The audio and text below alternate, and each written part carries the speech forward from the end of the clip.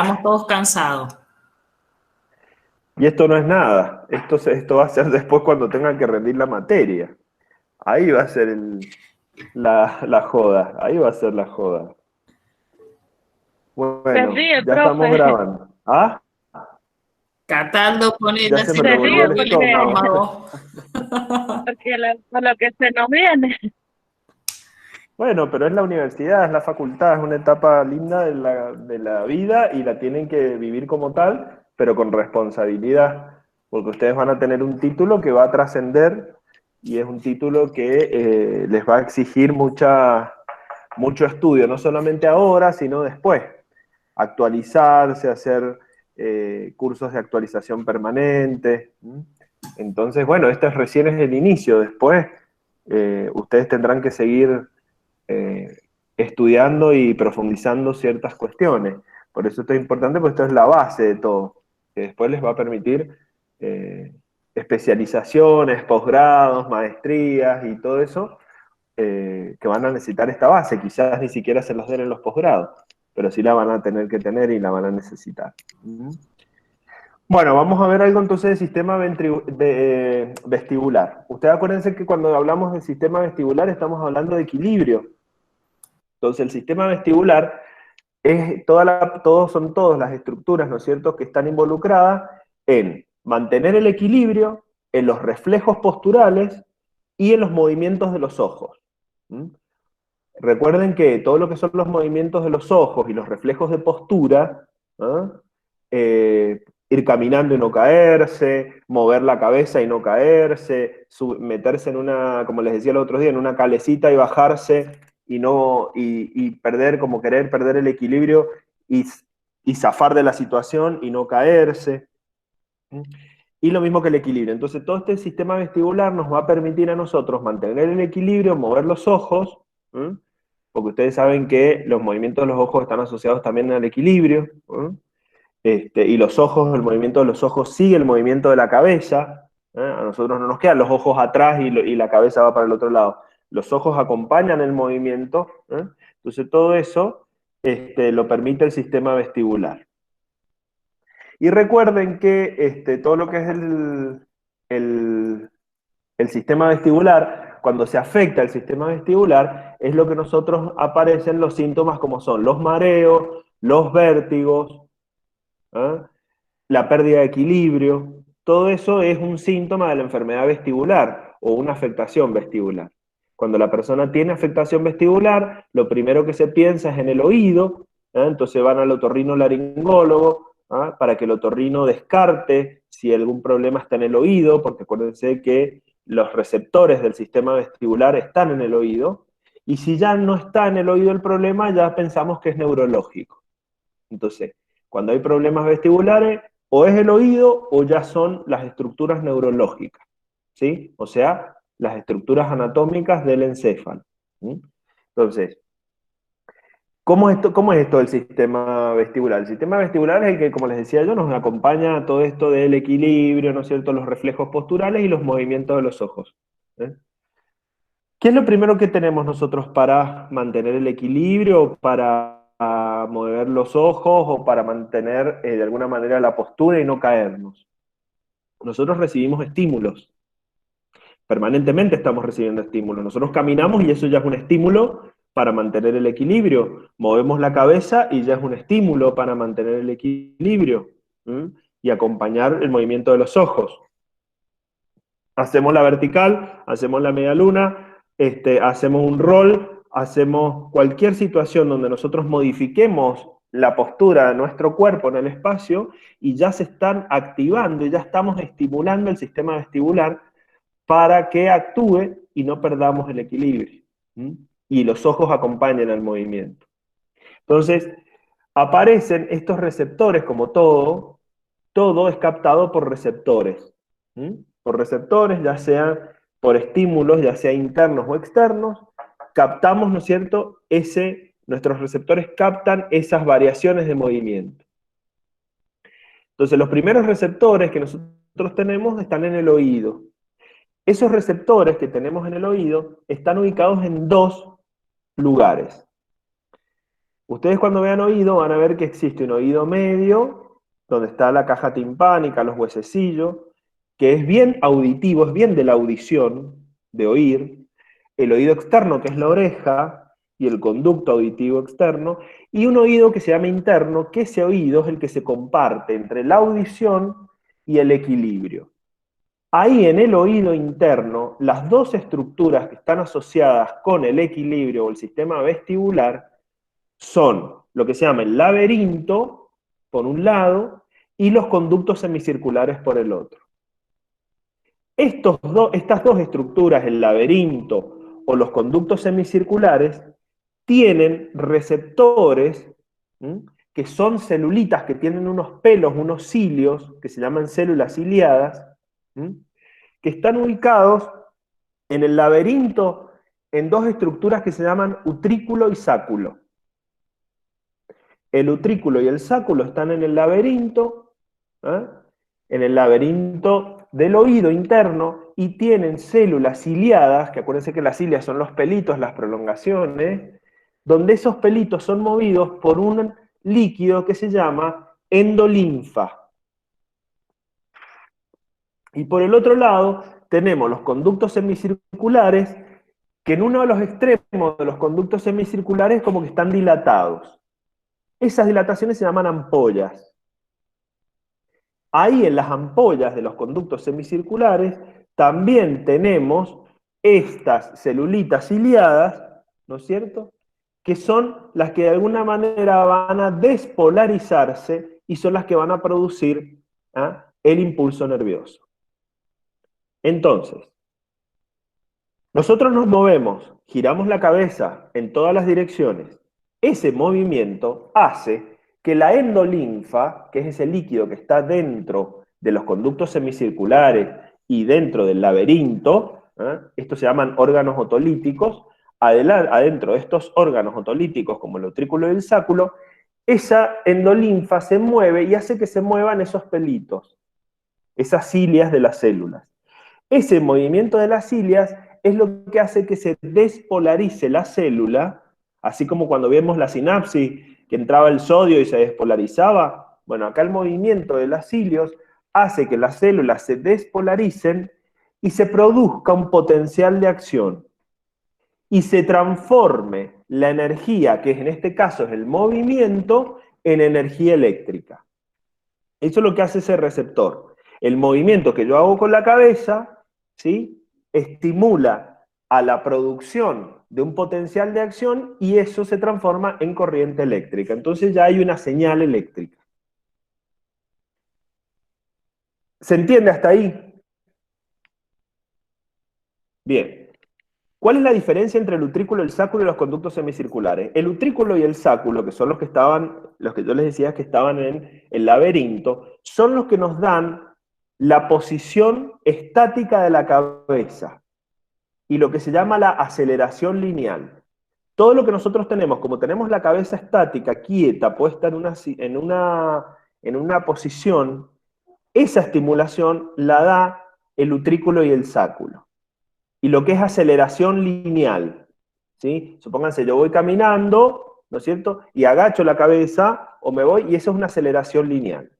En cambio, los conductos semicirculares dan la información de lo que se llama la aceleración angular o rotatoria.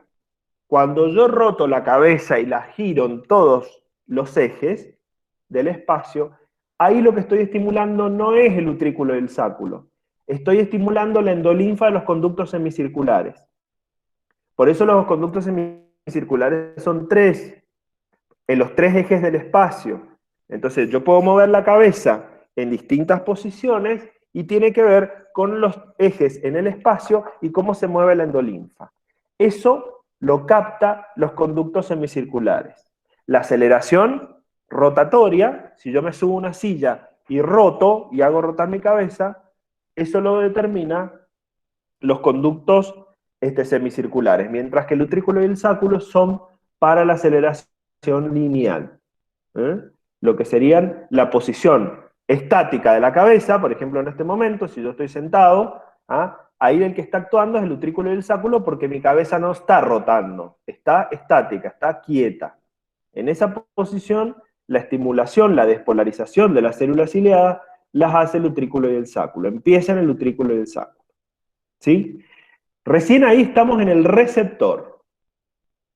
Una vez que nosotros tenemos ese receptor que está estimulado por este movimiento de la endolinfa, de acuerdo a los movimientos de la cabeza, va a pasar la información, como todo, al tronco cerebral. Va a subir y va a ir al tronco cerebral. La vía vestibular sigue del oído interno, va al tronco cerebral. En el tronco cerebral va a ir, sobre todo, a zonas donde están los que se llaman núcleos vestibulares. Y en esos núcleos vestibulares están en el bulbo. ¿Ah? En la zona entre el bulbo y la protuberancia, en la base, lo que sería el piso del cuarto ventrículo. Acuérdense que el piso del cuarto ventrículo era la protuberancia, pero una partecita era del bulbo. Entonces, ahí están los núcleos vestibulares, ahí van a ir a hacer sinapsis las neuronas. ¿Ah? Es decir, que del utrículo, del sáculo y de los conductos semicirculares viaja el nervio, viaja el axón hasta los núcleos vestibulares del tronco encefálico. Y del tronco encefálico, ¿sí? De los núcleos vestibulares del tronco encefálico, viaja la información hacia el cerebelo. Acuérdense que el cerebelo era un órgano que estaba asociado con el equilibrio, así que obviamente que el cerebelo es parte del sistema vestibular, ¿no es cierto? Entonces, de los núcleos vestibulares del bulbo viaja la información al cerebelo, que el cerebelo, acuérdense, participaba del equilibrio. Otros viajan a la médula, otros viajan al tálamo, ¿sí? Al tálamo, a los núcleos ventrales posteriores del tálamo, porque el tálamo tiene varios núcleos, ya los van a estudiar después, a los núcleos ventrales posteriores del tálamo, y otros viajan a los núcleos motores de los ojos. Por eso la integración de todo esto. Por eso cuando yo muevo la cabeza, los ojos acompañan. Porque fíjense que de los núcleos vestibulares del tronco va al cerebelo, a la médula, al tálamo y a los núcleos motores de los ojos, que ustedes ya los han visto. Al par 6, que es el motor ocular externo, al par 4 que es el patético, al par 3 que es el motor ocular común. Entonces va a distribuirse a los distintos núcleos motores. Y también van a los núcleos vestibulares del otro lado. Si estamos hablando de los núcleos vestibulares del lado derecho, también hay información y conexión con los núcleos vestibulares del lado izquierdo y viceversa. ¿Sí? Todo esto, una vez que todo esto va cerebelo, tronco cerebral, cerebelo, núcleos motores de los ojos, núcleos vestibulares del otro lado, tálamo, del tálamo, ¿qué nos queda más arriba? La corteza. Y llega a la corteza sensitiva. El área vestibular, la vía del equilibrio, llega a la corteza sensitiva en la parte parietal posterior. Acuérdense que los sensitivos en la corteza parietal. Entonces va a la corteza parietal posterior. Ahí llega, ¿no es cierto?, el estímulo vestibular. ¿Sí? También los núcleos vestibulares del bulbo, esto que yo les decía, de que del utrículo y el sáculo, los conductos semicirculares van a los núcleos vestibulares que están en el tronco, esos núcleos reciben información de los músculos del cuello. Porque por el cuello el que me sostiene la cabeza es el que me permite los movimientos. Entonces, recibe información también de los músculos del cuello y también recibe información de los ojos. Entonces, los ojos, los músculos del cuello, informan a los núcleos vestibulares. Lo mismo que el oído. Todo eso se concentra en los núcleos vestibulares y de ahí va la información al cerebelo, a los núcleos motores de los ojos, a la médula espinal, al tálamo y finalmente a la corteza sensitiva. ¿Se entendió? Así es como es el control vestibular o el control del equilibrio. Cómo se van asociando las distintas estructuras. ¿Está claro?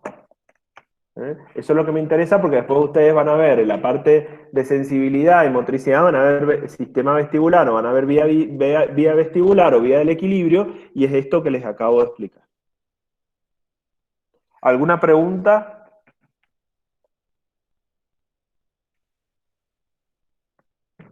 Bien.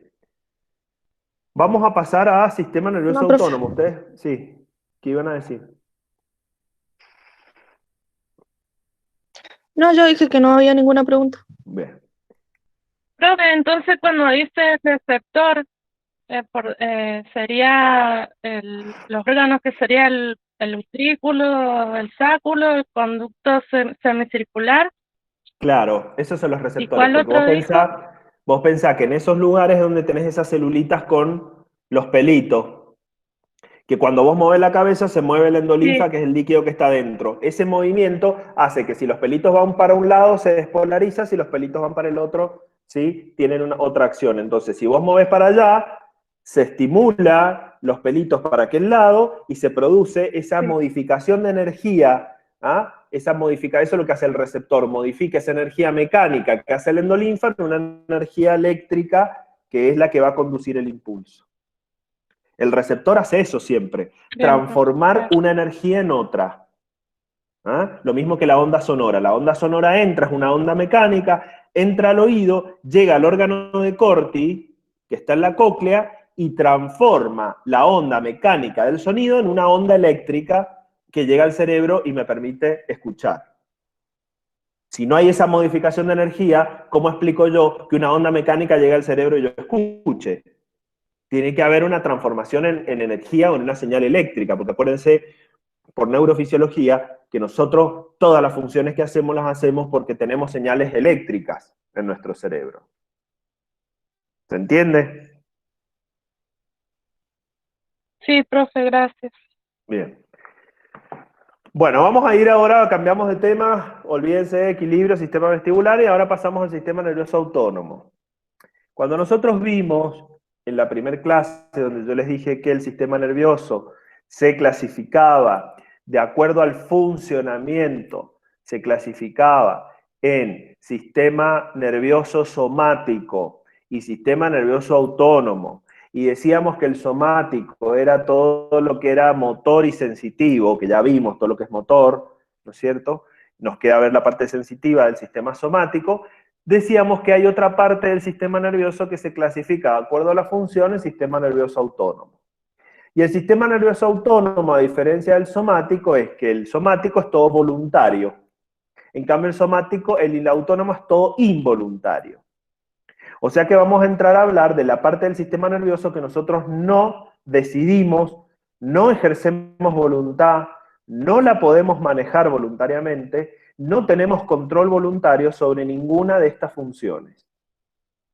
Y es el típico ejemplo, como yo siempre les pongo, de que estamos en un estado vegetativo, en estado de coma, en una cama durante años, y nos late el corazón, podemos respirar y podemos estar así años. En un estado vegetativo o en un estado vegetativo crónico persistente, porque nos está funcionando la parte de nuestro sistema nervioso que es el autónomo. No hacemos movimientos voluntarios, no tenemos intercambio, no hablamos, no movemos los ojos, estamos solamente con la parte autónoma de nuestro cerebro. Y la parte autónoma de nuestro cerebro está en el tronco encefálico. Así que mientras nosotros no nos dañemos el tronco encefálico, nosotros vamos a seguir viviendo. Cuando nos dañamos la corteza cerebral, los lóbulos, la corteza, ahí es donde perdemos la memoria, no reconocemos a alguien, no entendemos lo que nos dicen, no vemos, no oímos, pero tenemos un mediano contacto con el mundo externo. Cuando perdemos la corteza cerebral, se nos daña la corteza cerebral, perdemos contacto con el mundo externo, perdemos la capacidad de razonar, perdemos la capacidad de tener conciencia de lo que nos está ocurriendo, y solo nos queda el tronco encefálico, que es el que nos mantiene vivos.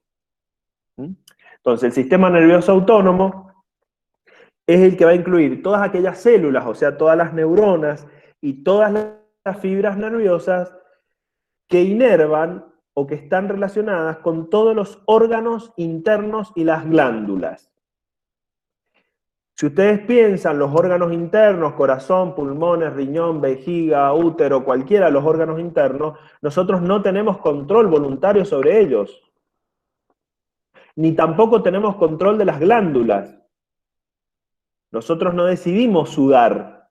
Sudamos frente a situaciones que se nos ocurren o nos pasan, pero las glándulas sudoríparas o las glándulas lagrimales o las glándulas sebáceas o cualquiera de las glándulas, incluso las hormonas, esas son exócrinas y las otras son endócrinas, cualquiera de las glándulas tienen actividad del sistema nervioso autónomo.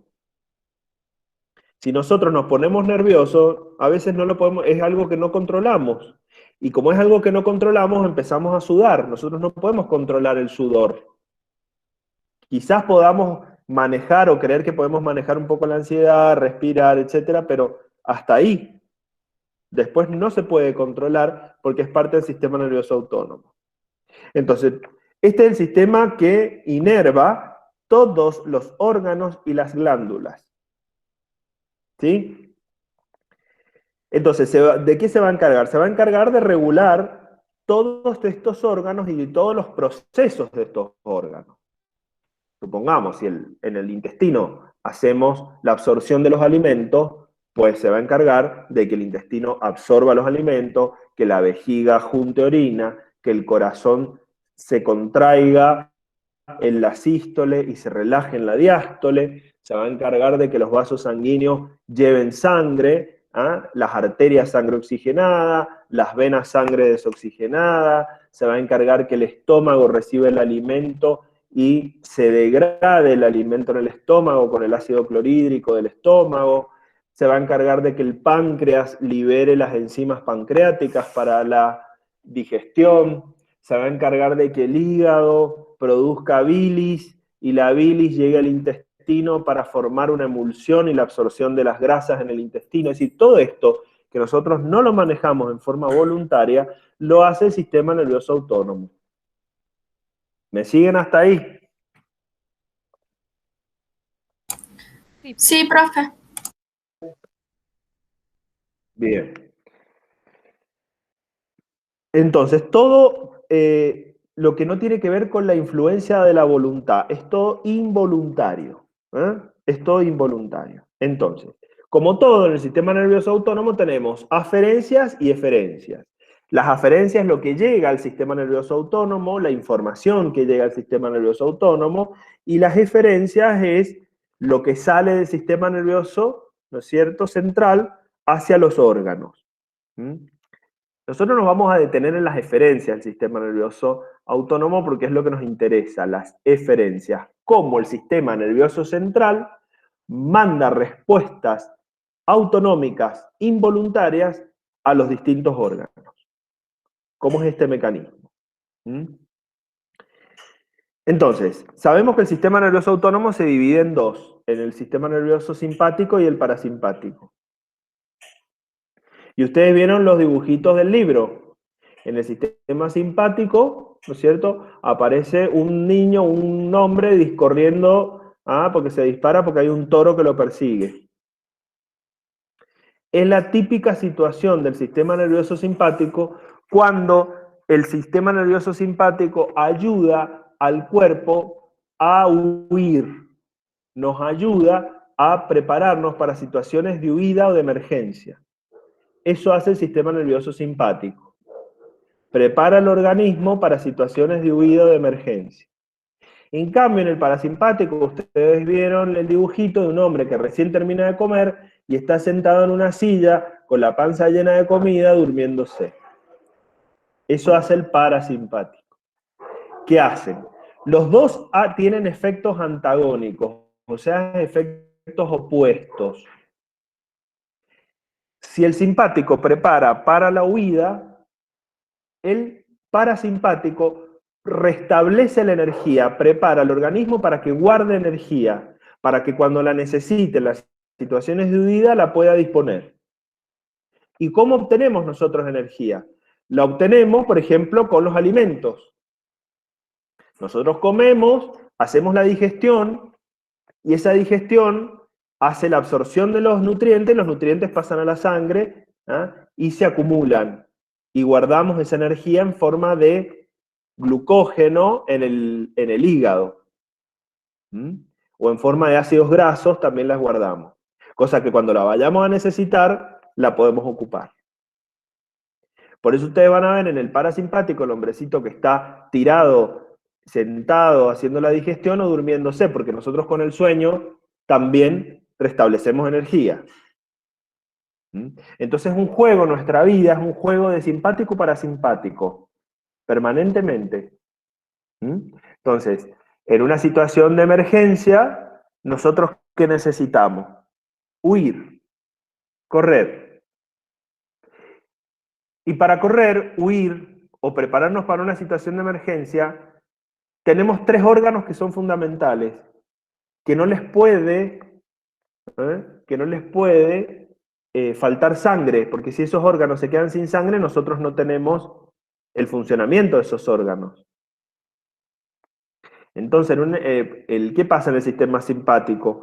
La sangre se empieza a distribuir y va a ir a los lugares donde más se necesita. Si yo necesito huir, ¿cuál les parece que puede ser uno de los órganos principales que me puede ayudar a escapar? Los músculos de las piernas. Muy bien, los músculos es uno. Entonces, la sangre se va al sistema muscular para que el músculo se irrigue, se contraiga y yo pueda salir corriendo. ¿Qué otro órgano necesito sangre? El corazón. El corazón. Otro órgano que necesita gran cantidad de sangre para estar irrigado, para bombear, para yo poder salir corriendo. ¿Y cuál es el otro órgano que necesita sangre? Los pulmones. No tanto los pulmones. Sí va a necesitar sangre para hacer la hematosis, el intercambio gaseoso y poder respirar. Pero básicamente, ¿cuál es el otro órgano? La vista también tiene que ver. El cerebro, chicas. El cerebro es el otro Tiene que ver órgano. también.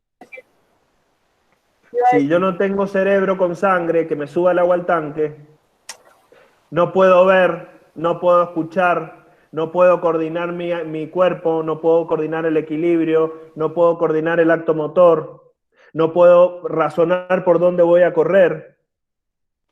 Entonces el cerebro es el otro órgano que necesita gran cantidad de sangre. Entonces, en el sistema nervioso simpático, cuando ocurre la situación de emergencia, los órganos que nos tenemos que asegurar que tengan gran cantidad de sangre son pulmones, ¿sí? Como decía la compañera, en menor medida, pero corazón, músculo y cerebro, para yo poder huir. ¿Sí?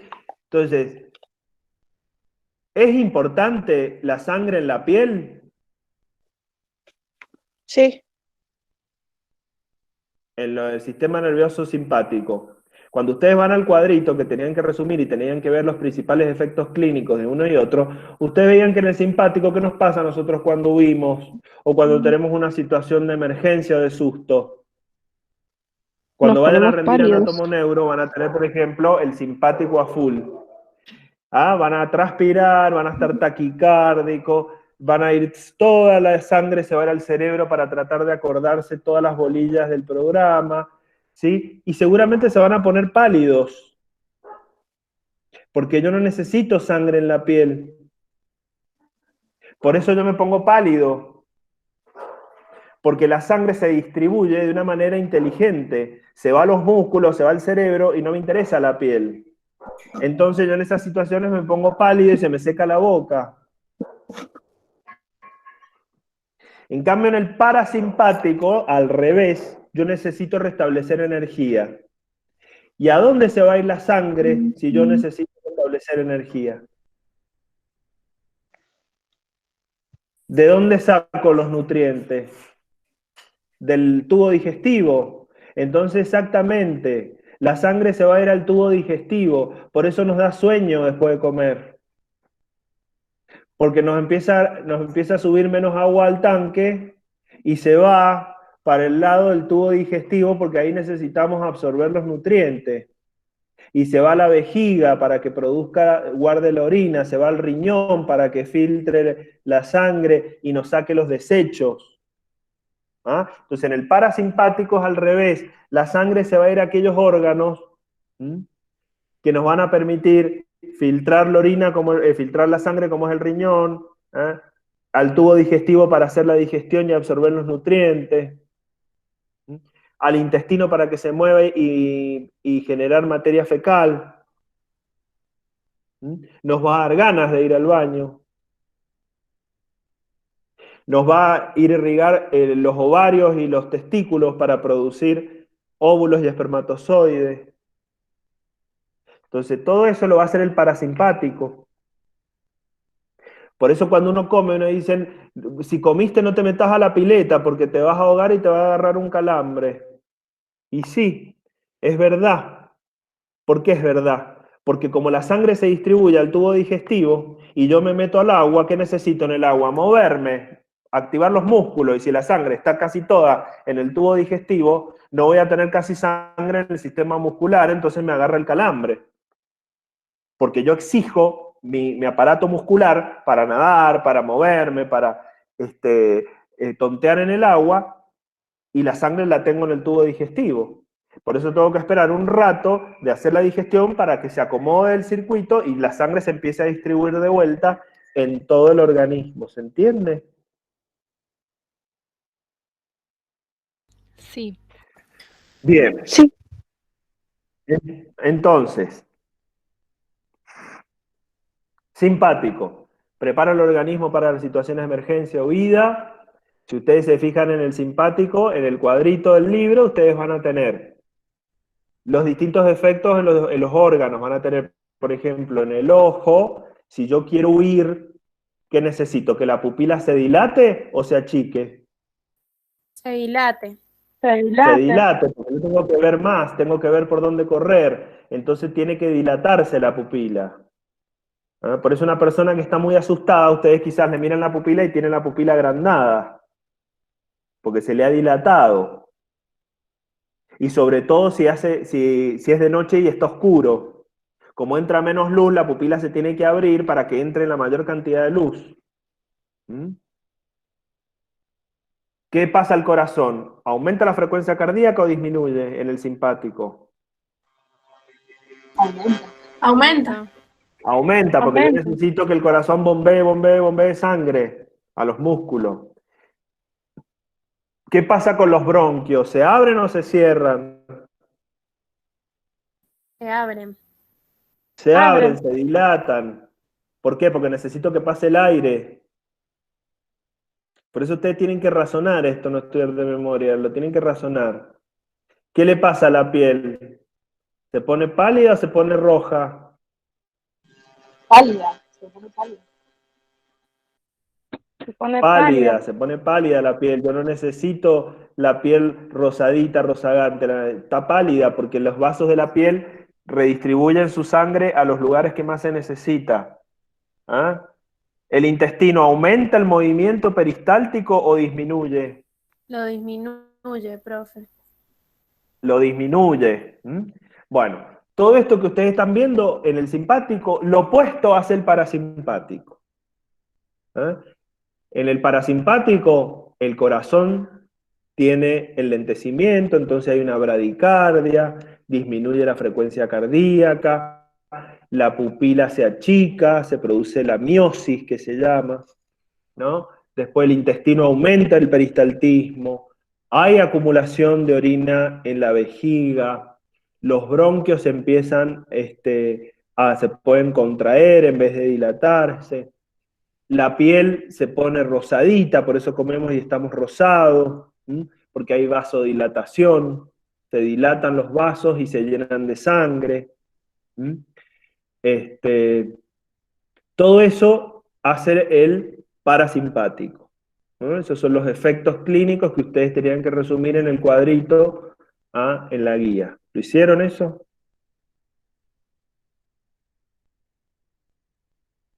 Sí, profe.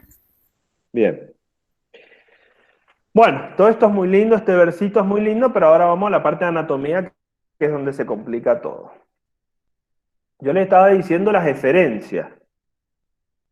Las eferencias son las salidas del sistema nervioso central hacia los órganos. O sea, ¿por qué el corazón late más en el simpático?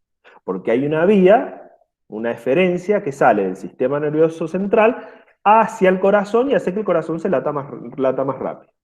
O a los vasos sanguíneos y hace que se colapsen los vasos, se contraigan y aparezca la palidez. O vaya al bronquio y el bronquio se dilate para que pase el aire. Entonces, ¿cómo es esto? Vamos al simpático. En el simpático, las eferencias empiezan o tienen una distribución anatómica que se llama toracolumbar. ¿Qué quiere decir? Y ustedes, por favor, si tienen el libro ahí, busquen en el libro. ¿Tienen todos el libro ahí cerca? Busquen el gráfico, el dibujito del sistema nervioso autónomo, donde tienen el grafiquito de el sistema simpático y el parasimpático, donde tienen el dibujo del simpático y el parasimpático, para poder seguir la explicación. Les doy un tiempito para que lo busquen. La que lo encontró, diga en qué página.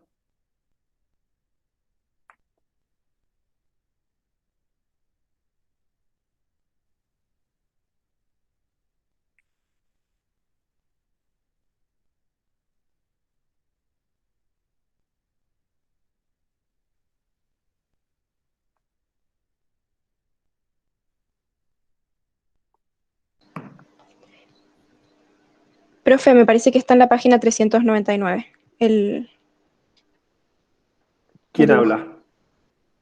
Yo, A Cecilia. ver, ¿podés mostrarme el dibujo? Ese, perfecto, ese es el dibujo. 399, ¿de qué edición es? ¿De la séptima o la sexta?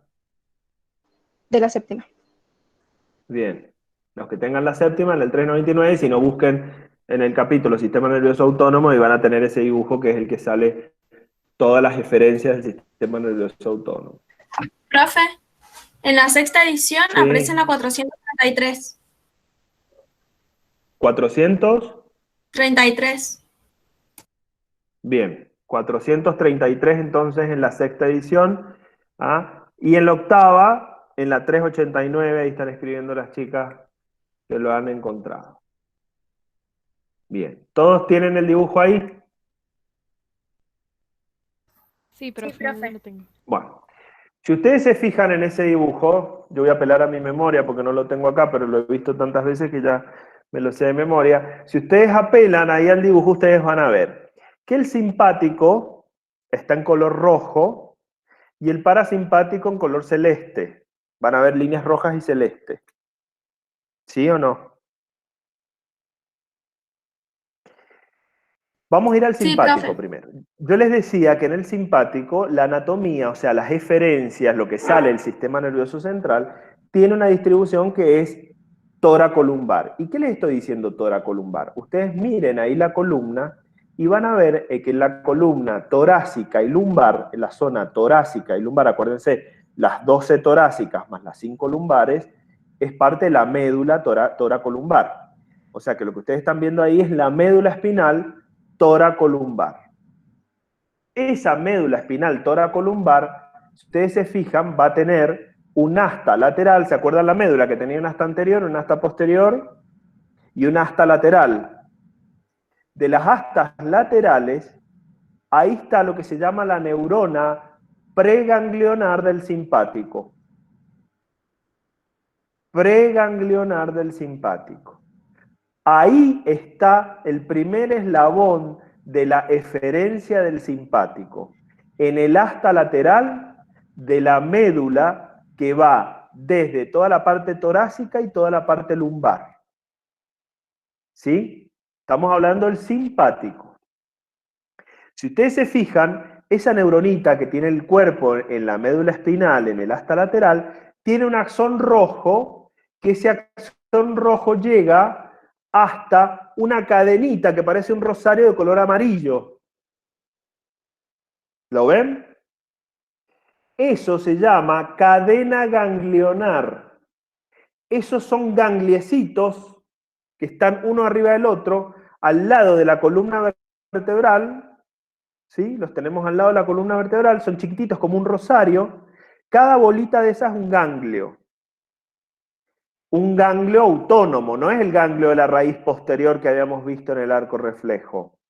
No es un ganglio sensitivo como el de la raíz posterior en el arco reflejo. Este ganglio se llama ganglio simpático, porque es de la cadena ganglionar simpática, es del simpático únicamente. Ahí en ese ganglio les va a figurar una bolita roja. ¿Qué es esa? Es la neurona postganglionar del simpático. Esa neurona postganglionar es la que hace sinapsis con la preganglionar, que es la que estaba en la médula. ¿Me siguen? Entonces, vamos de vuelta. La preganglionar que está en la médula va, sale y hace sinapsis con la neuronita del ganglio de la cadena simpática. Esa neuronita se llama neurona postganglionar del simpático. Se llama postganglionar, pero está en el ganglio en realidad. Y de ahí, si ustedes se fijan, el axón sale y se va hasta las vísceras o algunos ganglios que están cerca. Al corazón, a los laringes, a los pulmones. ¿Sí? Y así llega la información hasta el órgano y ahí yo tengo la respuesta. Ahí tengo la taquicardia en el corazón, la broncodilatación en los bronquios, la midriasis en el ojo, la palidez en la piel, la parálisis del intestino en los intestinos. Esa es la eferencia simpática. Va de vuelta hasta lateral de la médula, toracolumbar. Ahí está el cuerpo de la neurona preganglionar. Ese cuerpo de la neurona preganglionar sale del sistema nervioso y va a la cadena ganglionar, ¿sí?, del simpático que está afuera. O sea, ya estamos en el sistema nervioso periférico. ¿Se acuerdan la definición del sistema nervioso periférico? Estaba formado por los nervios, pares craneales y nervios raquídeos, y los ganglios asociados. ¿Cuáles son los ganglios asociados? Estos. Los ganglios autonómicos, los ganglios simpáticos. Y el otro ganglio que ustedes conocían, que es el de la raíz posterior.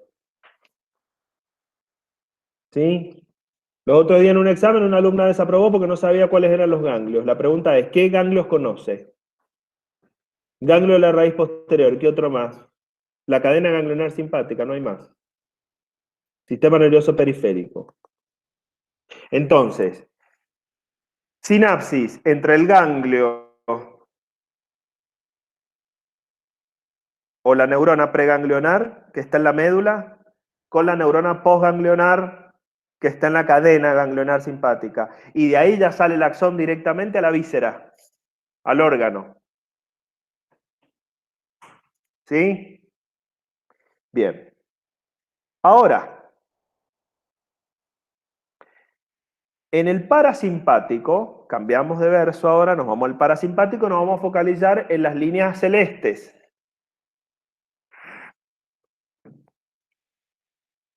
El parasimpático, si ustedes se fijan, es absolutamente al revés. ¿En qué sentido es al revés?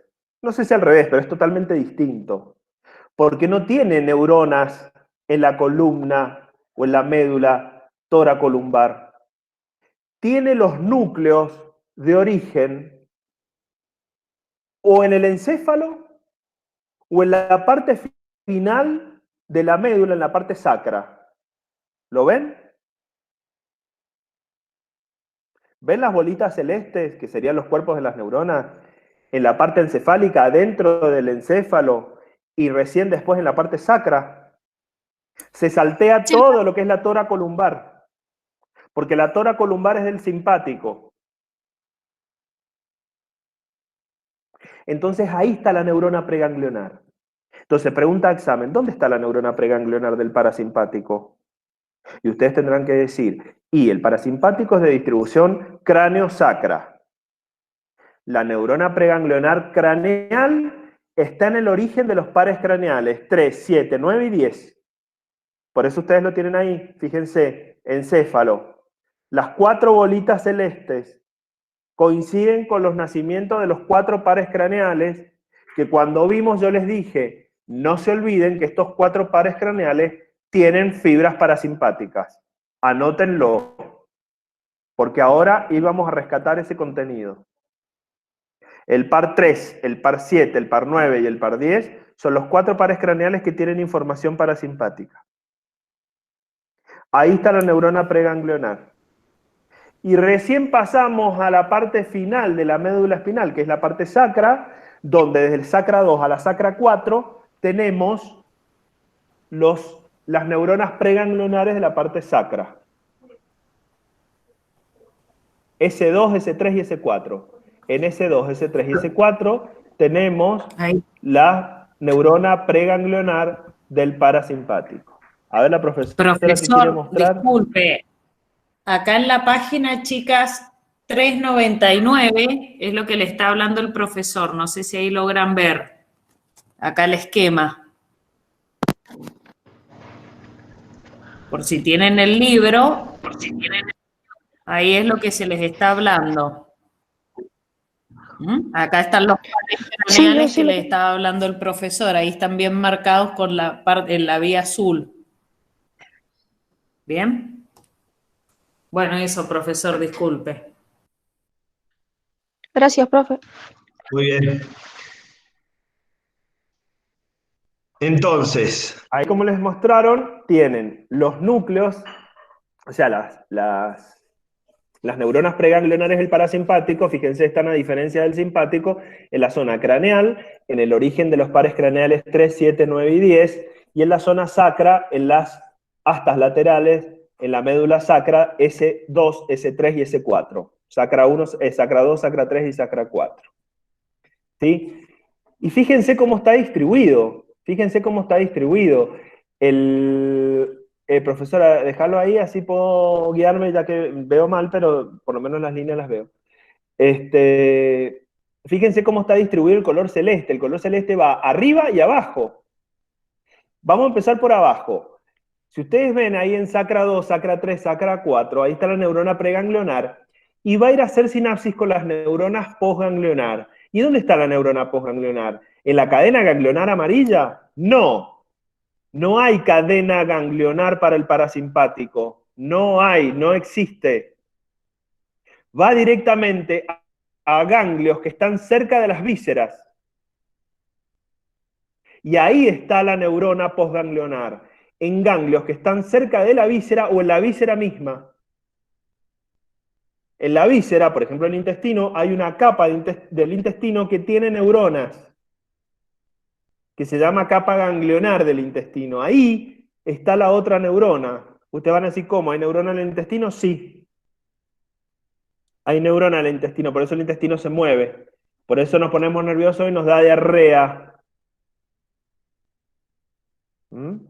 Porque el intestino tiene gran carga emocional de lo que nos pasa.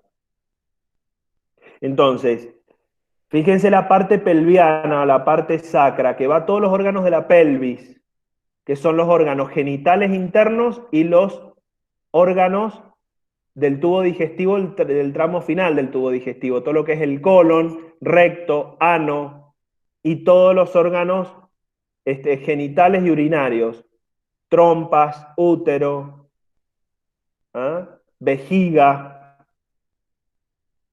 Y si no, nos vamos a la parte de arriba del parasimpático, que en la neurona preganglionar estaban los núcleos del par 3, par 7, par 9 y par 10, y la neurona postganglionar tampoco está en una cadena, está en un ganglio cerca de la víscera o en la víscera misma. Ya sea el ojo, el pulmón, el corazón, la laringe. ¿Se entiende? Entonces la neurona postganglionar del parasimpático está en la víscera o cerca de la víscera, pero no en una cadena ganglionar como en el simpático. ¿Ven la diferencia, lo que les digo? Ese Sí, dibujito del profe. libro es fundamental que lo sepan. Ahora, ¿por qué los dos son distintos? ¿Por qué los dos tienen acciones opuestas? ¿Quién da la acción opuesta? ¿Por qué uno contrae y el otro dilata? ¿Por qué uno da palidez y el otro da rubicundez? ¿Por qué uno produce aumento de movimiento y el otro disminución de movimiento? ¿Saben por qué? Porque la diferencia entre uno y otro está en el neurotransmisor. El simpático tiene como neurotransmisor la adrenalina y el parasimpático tiene como neurotransmisor la acetilcolina. Entonces fíjense cómo los neurotransmisores van a determinar acciones opuestas. Por eso en una de las preguntas de la guía decía, ¿cuáles son los neurotransmisores involucrados? Pero ojo, porque ustedes ahí tienen que decir, tanto en el simpático como en el parasimpático, los dos, el neurotransmisor de la sinapsis preganglionar es la acetilcolina, en los dos. Pero la diferencia va a estar en el neurotransmisor de la sinapsis postganglionar, donde ahí va a estar la diferencia, porque si no los dos harían lo mismo. Si el neurotransmisor es la acetilcolina en los dos, ¿cómo va a ser la diferencia? Va a ser porque el neurotransmisor cambia en la sinapsis postganglionar. En el simpático es la adrenalina y en el parasimpático es la acetilcolina. Un ejemplo, cuando ustedes van al oftalmólogo, les hacen el fondo de ojo. ¿Y qué les ponen? Una gota. ¿Saben lo que es esa gota? Una sustancia que estimula el simpático. Porque ¿qué quiere el oftalmólogo? Que se les abra así se les abra la pupila, para que él pueda mirar y ver y hacer el fondo de ojo. Por eso ustedes salen y no ven bien, salen con la visión borrosa, hasta que el ojo se empiece a acomodar. ¿Qué hacen los que tienen asma que se echan el PAF? ¿Estimulan qué sistema? El simpático. El PAF de los que tienen asma es una sustancia que estimula el simpático, entonces se produce la broncodilatación para que pase el aire. Y los que son asmáticos y se echan PAF, saben que si les dicen 2 PAF, es 2 PAF, porque si se echan 4, ¿qué les da? Taquicardia. Taquicardia por estimulación del simpático. La cocaína, ¿qué hace? Estimula el simpático. Por eso produce midriasis. El tipo que está intoxicado con cocaína le produce midriasis, taquicardia, y por eso se terminan muriendo en la guardia de los hospitales en las intoxicaciones por cocaína, porque hacen un paro cardíaco.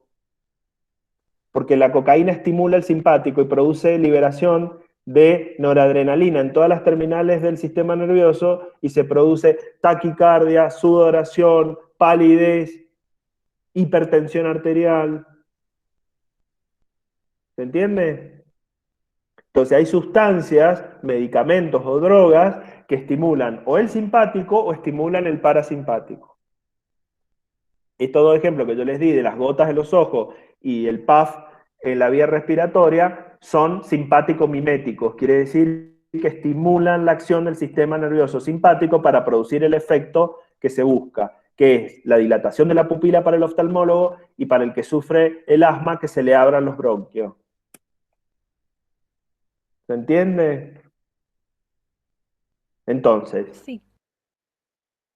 modo de resumen, simpático parasimpático, acciones opuestas, simpático, utilizado para huir, gastamos energía, parasimpático, utilizamos para restablecer energía, para descansar, para dormir, para alimentarnos, para absorber alimento.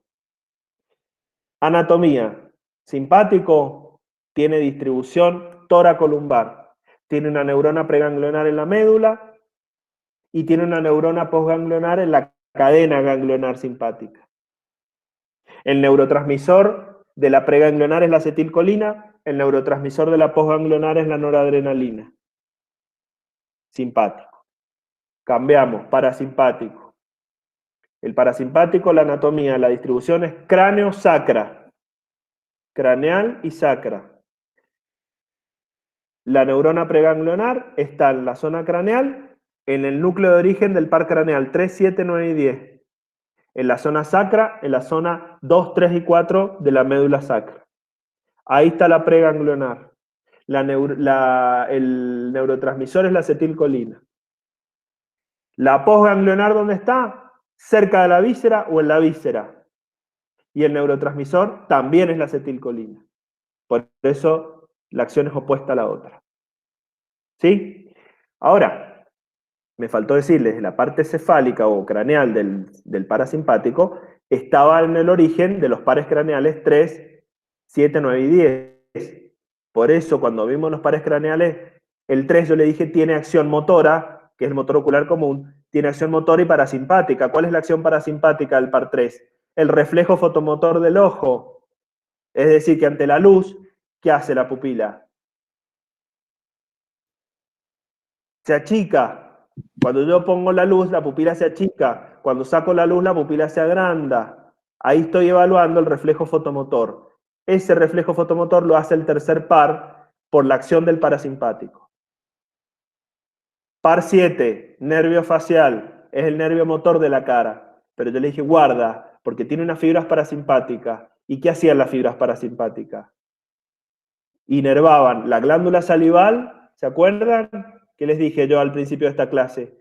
Que el sistema simpático y el parasimpático actúan sobre las glándulas. Yo no manejo la glándula, no manejo la saliva a voluntad, es involuntario. Yo veo algo, tengo hambre y empiezo a salivar. Entonces, par 7 inerva la glándula salival y produce, acuérdense, el gusto en la parte posterior de la lengua. Todo eso vimos cuando vimos el par 7. Par 9, glosofaringio, nervio motor, me permite la deglución, paladar blando, puedo tragar. Pero también, ¿cuál era la parte parasimpática? Las glándulas salivales y el gusto en la parte anterior de la lengua. ¿Se acuerdan? Y el par 10, que es el vago, era todo parasimpático. Ese no tenía acción ni motora ni sensitiva, era todo parasimpático, porque era el nervio que le daba la información parasimpática a todas las vísceras del tórax y la parte de arriba del abdomen. Es decir, pulmones, corazón, laringe, esófago, tráquea, bronquios. ¿Eh? Y en la parte superior del abdomen, estómago y la parte del intestino delgado, la primera parte. Porque la parte de inervación de las últimas partes del intestino la da la parte parasimpática sacra, la parte final de la médula. ¿Me siguen? Sí, profe. Es importante que esto lo entiendan y lo razonen y lo tienen que mirar con el dibujo y leer. Quizás cuando lo leyeron para ahora revisar el práctico, quizás se les hizo un lío y no entendían nada. Pero creo que ahora algo han entendido un poco más. Sí. Bien. ¿Alguna pregunta? Sí, yo. ¿Adrenalina es lo mismo que norepinefrina? No escucho. ¿Adrenalina es lo mismo que? Sí, es lo mismo que norepinefrina. Adrenalina es lo mismo que epinefrina y norepinefrina es lo mismo que noradrenalina. Los dos son neurotransmisores distintos, adrenalina y noradrenalina, pero tienen la misma acción. Lo que varía es la molécula química, la fórmula química de la molécula. Pero las dos tienen acción estimulante. ¿Mm? Bien. Ok, gracias.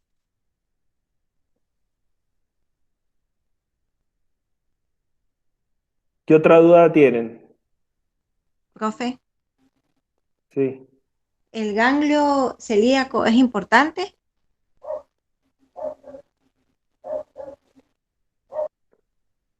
El ganglio celíaco es un ganglio, ¿no es cierto?, esto que yo les decía, que hay ganglios asociados a los sistemas, al parasimpático y al simpático. No es necesario que sepan los nombres. El ganglio celíaco es el que está ubicado en el medio de la zona del tórax y abdomen, que es el que va a dar toda la ramificación para la inervación de las vísceras abdominales y torácicas. ¿Mm? Pero no es importante que sepan el nombre, nada más, pero no es importante que, digamos que, si se olvidan no pasa nada. Lo importante es que sepan esto que les digo, que en el parasimpático la neurona postganglionar está en el ganglio, cerca de la víscera o en la misma víscera. ¿Mm? Pero después está el ganglio óptico, el ganglio mesentérico, el ganglio celíaco, o sea, hay un montón de ganglios, no se van a estudiar los nombres.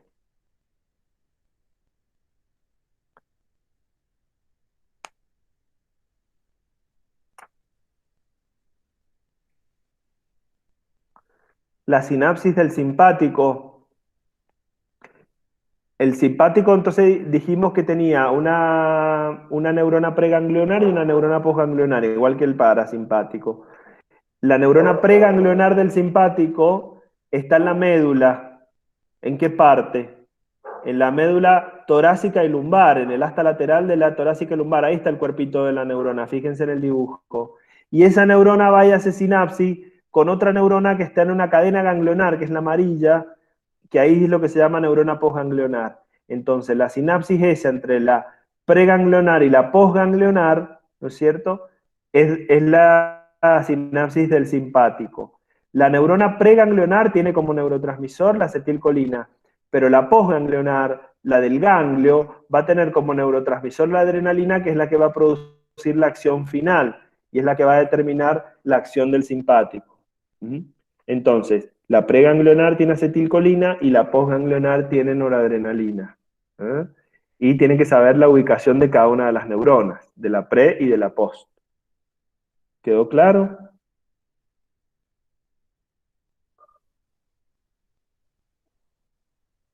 Bien.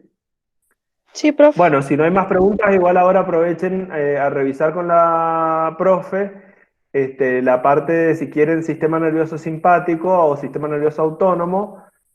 Así ya se cierran el capítulo hasta acá entra en el parcial, hasta este tema. Cierran el capítulo de sistema nervioso autónomo con la profesora y después, si les queda algo de tiempo y neuronas, revisan la parte de corteza cerebral, creo que era el otro tema. ¿Te parece, profe? Profe, ¿le puedo hacer una pregunta aparte del tema Sí. Resulta que conocí a una nenita que tiene hemiperasia derecha. ¿Usted me explicaría? Hemiparesia. Hemiperasia derecha. Paresia. Ajá, hemiparesia. Hemiparesia es el debilitamiento de los músculos, si es hemiparesia, de una mitad del cuerpo. Ya sea derecha o izquierda puede ser la hemiparesia.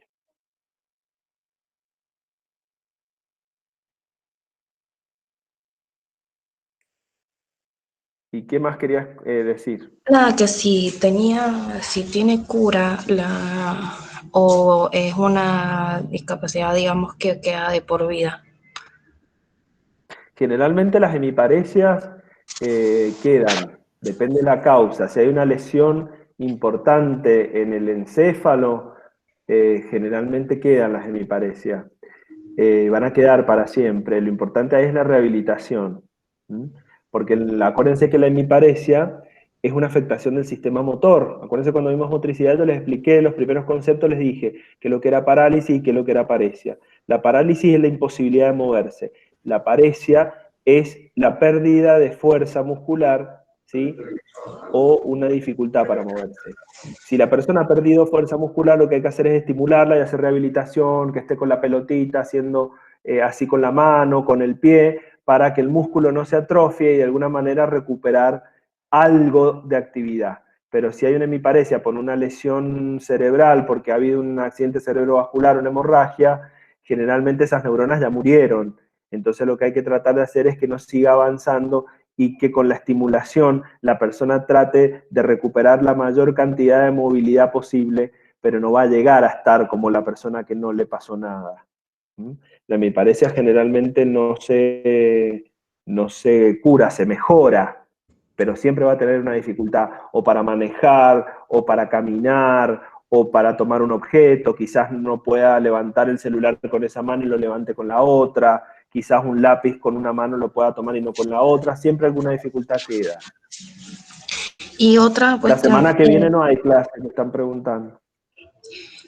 a la madre de esta chica le dijeron que la nena se le espera que tenga una muerte temprana, a temprana edad. ¿Eso es en todos los casos o son casos en particular? No, eso no, porque para que se muera la persona tiene que tener complicaciones que la lleven a la muerte. Y las complicaciones que la lleven a la muerte pueden ser varias, pero sobre todo que afecte el corazón.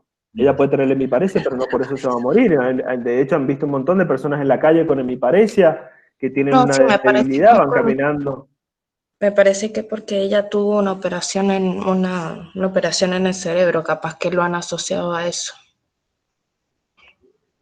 Ah, quizás sí, pero bueno, para que te lleve a la muerte tiene que tener una severa dificultad o respiratoria, cardíaca, o una enfermedad que progresivamente se vaya deteriorando y lo lleve a la muerte. Pero una hemiparesia es qué sé yo, cualquiera de nosotros puede llegar a tener una hemiparesia, quizás no pueda mover una parte del brazo, la mano, la pierna, el párpado, y no por eso se va a morir. Hay que hacer rehabilitación, por eso es importante la rehabilitación. Entonces seguramente es asociado más que nada a la operación que ha tenido en el cerebro.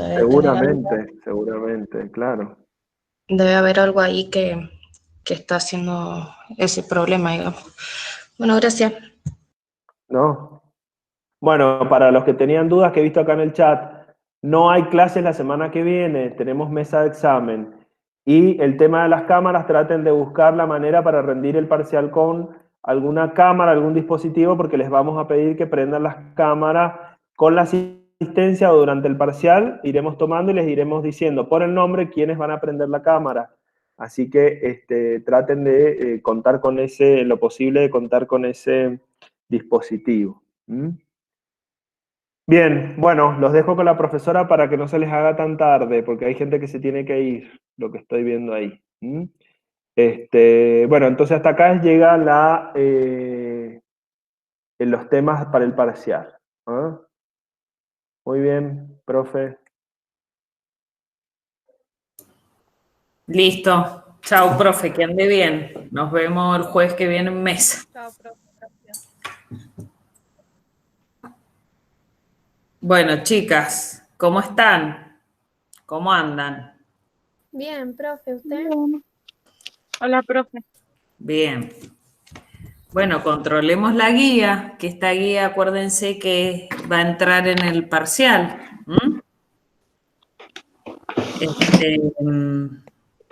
¿Quién quiere leer?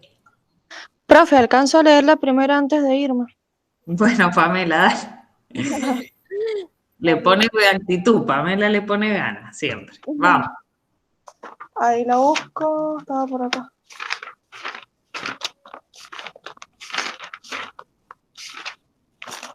Acá está. Es el concepto del sistema nervioso autónomo. Bueno, vamos. El sistema nervioso autónomo controla el medio interno del cuerpo, permite el control preciso y fino de las funciones de muchos órganos y tejidos, incluido el músculo cardíaco liso y las glándulas exócrinas. Además tiene neuronas aferentes, conectoras y eferentes. Se distribuye a través del sistema nervioso central y periférico, y se divide en dos partes, simpático y parasimpático. Ya está. No Sí. escriba. Sí, ya está. Ya. Es la función, acordate. Sí. Está bien, No, pero... ¿Ah? Es el concepto, no la función. Bueno, concepto, bueno, ya está, no pongan más, por favor, ahí está, ahí nomás. Sí. No aclaren más, porque seguro que en las otras preguntas, les digo esto, porque en las otras se va a volver seguro a repetir algo de la primera, por eso. ¿Bien? Ok. Bueno, gracias, Pamela. Yo Chao, tengo Pamela, que te vaya bien. Gracias. De nada. Bueno, vamos a la otra pregunta. ¿Quién la quiere leer? Yo. Vamos, Romina.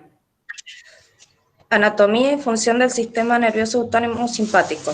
Es el mayor de las dos partes del sistema autónomo y se distribuye a lo largo del cuerpo, inervando el corazón y los pulmones, los músculos de las paredes de muchos vasos sanguíneos, los folículos pilosos y las glándulas sudoríparas y vísceras abdominopélvicas. La función es preparar al cuerpo para una emergencia, acelera la frecuencia cardíaca, las arteriolas de la piel y los intestinos se contraen.